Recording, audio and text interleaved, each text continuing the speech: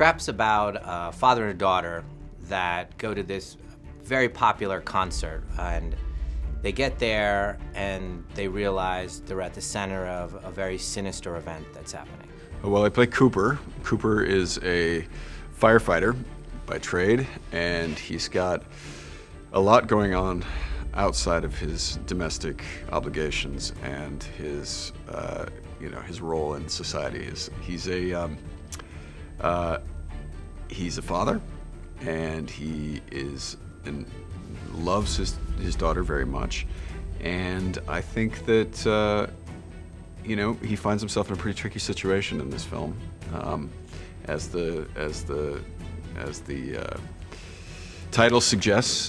He finds himself in a trap, so he's got to find his way out. So I played Parker Wayne. I think the way he fits into the story is just another element of like distraction and excitement that Cooper has to manage, with his daughter, because his daughter is a huge fan of Lady Raven and also Parker Wayne, and so she sees both of them, and it's just heightened level of excitement for her that now he has to further manage. I play a character called Lady Raven, who is the singer that's, the concert that the main characters arrive to, and then she sort of gets intertwined with the plot and the main characters in the second half of the movie. Trap came from a conversation that my daughter Celika and I were having. My daughter Celika is a musician, and we were talking about her art form, and we've seen her perform everywhere, and I've been backstage with so many friends that are musicians, so the world of concerts and backstage and what happens and how fans gather and the meet and greets and all that stuff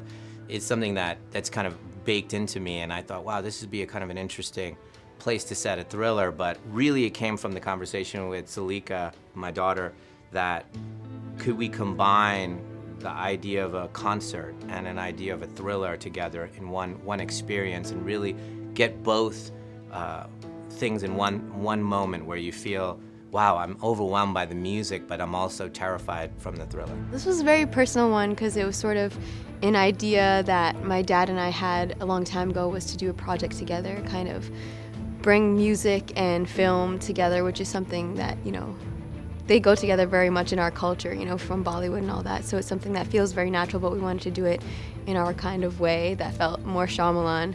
So that was kind of a seed that was there for a long time. And then he came up with this great idea about, a trap at a concert and kind of making it into a thriller, and there's a serial killer and all of that. And so that was just the beginning of the idea, and then he wrote the script, and there was lots of spots for songs. Originally it was like 18 or 19 songs, and then as the script kind of got narrowed down, it became 14, and I ended up writing an album for it.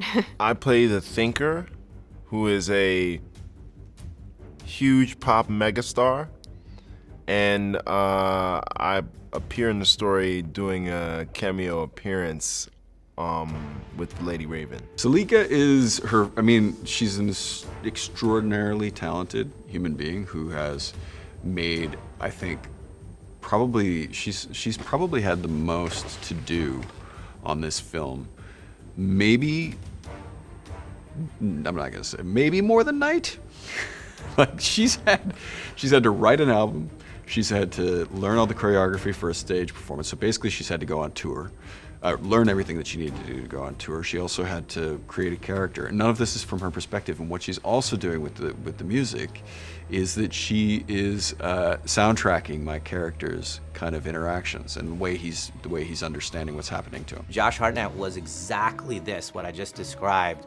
This person, he lives in England. He doesn't live in Hollywood. He is with his family. He's, very philosophical, and he looked me in the eye, and when I met him, I just knew he was ready to go and do anything. And that energy and that electricity was coming off of him, and to play this particular role, I needed someone that was all in and was ready to take a risk. And so I think for audiences, one of the great reasons to come to this movie is seeing the performance that Josh gave. It's been surreal working with M. Night Shyamalan.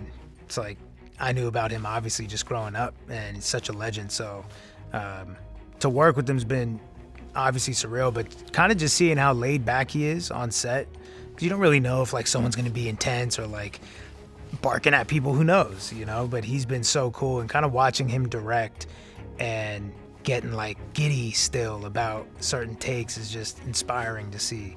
Like the love is still there, you know? It's an unusual concept. The audience knows who the killer is, but nobody else does. Nobody else in the film knows. So the audience follows the story of, you know, the FBI trying to find him and you know, work out what his next move is going to be. You know, I think like something that's beautiful about the way that my dad writes and directs is that no character is one-dimensional, and everyone has so many nuances, and I think that's true about humanity. Like he brings that out in his storytelling, and the way that, you know, a villain isn't just a villain. They're maybe a loving dad, and they love their daughter, and they have a moral system, and there's a reason why they do bad things. What I wanted it to be, I knew it was gonna be, because Celika is this pure artist. So I was like, Celika, this is the situation, this is who I think this fictional character is. Can you write with this angle on this character? But she feels this way to her audience. This is who loves her and why. This was her last album. And we have discussions, and then one song after another, Celika would write, and it would be this kind of Christmas every time she's like, I got another song, and I'll be like, oh my God, I can't wait. And put the headphones on and listen, or wherever she plays it down in the studio, and I can't believe it. And every time I'm in awe. It's just, you know, when you're with an artist, whether it's Josh or Celika, who are at that place, that kind of perfect pitch place where they can hear their own voices, you just get out of the way a little bit as a director and a creator. So it's just I hope, I know audiences will feel that authenticity and that magic from the music.